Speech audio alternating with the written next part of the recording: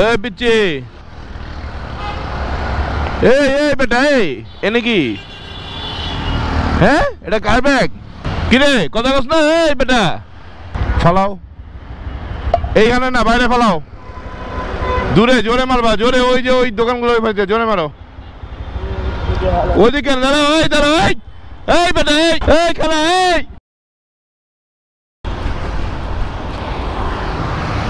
এই পিচ্ছি, এই বলা, এই বেটা, এনে কি? হ্যাঁ, এটা কার ব্যাগ?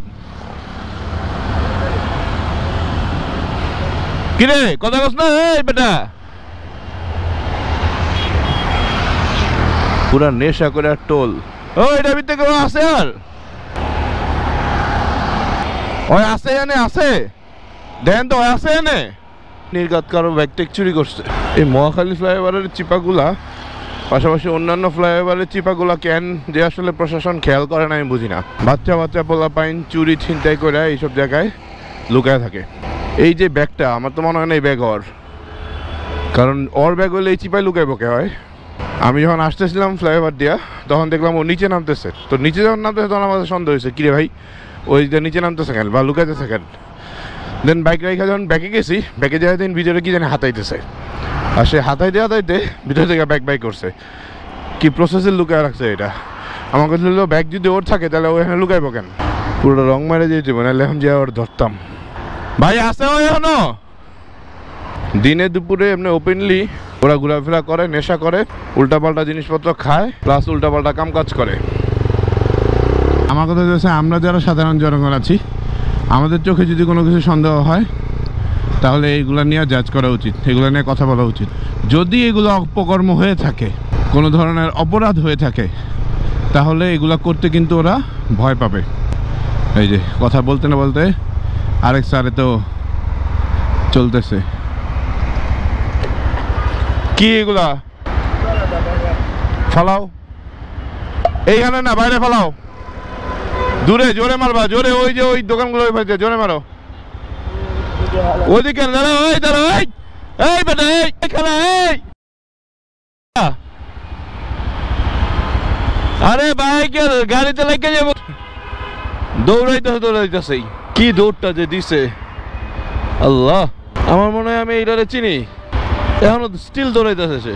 আল্লাহ মাহবুদ, আমি এই জিনিসটাই বলতেছিলাম, আমরা আশেপাশে যারা আছি, আমরা কেন তাদের থামাবো না? আমরা কেন তাদের সাথে কথা বলবো না?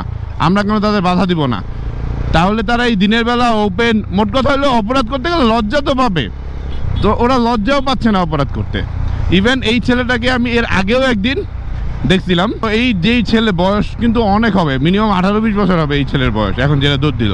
তো ওরা চাইলেই কিন্তু কাজ করে খেতে পারে, কিন্তু আমার কথা হচ্ছে এই ছেলে তো ভিক্ষাও করে না, তাহলে এই ছেলে টাকা কই পায়? ডেফিনেটলি কোনো কিছু চুরি করে, ডেফিনেটলি কোনো খারাপ কাজের সাথে জড়িত, যেটার দ্বারা ও টাকা ইনকাম করে।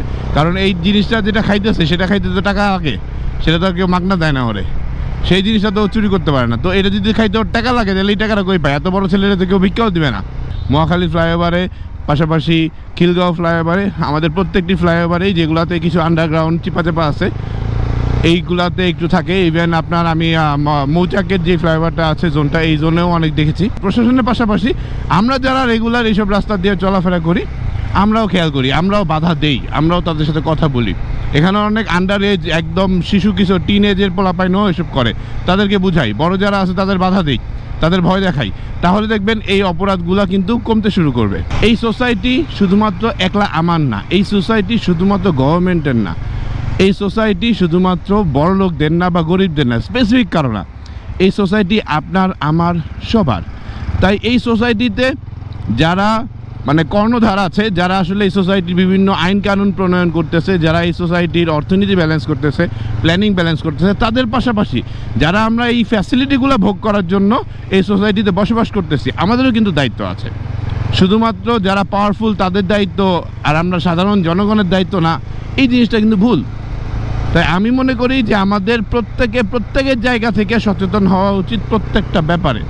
যেই জিনিসটায় আপনি আওয়াজ তোলার মতো ক্ষমতা রাখেন সেই জায়গায় আওয়াজ তোলেন, আর যেই জায়গায় আওয়াজ তোলার মতো ক্ষমতা রাখেন না, আপনি যদি ভাবেন যে না এই জায়গায় আওয়াজ তোলার মতো ক্যাপাসিটি আমার নাই, এমন হইতে পারে, আমার অনেক জায়গা আছে যেখানে আসলে আওয়াজ তোলার মতো ক্যাপাসিটি থাকে না, ওই জায়গায় অন্তত মিনিমাম ঘৃণা করেন, মিনিমাম লজ্জা দেন তাদেরকে, তাহলে দেখবেন একদিন এই সোসাইটি সুন্দর পরিবেশে তৈরি হবে।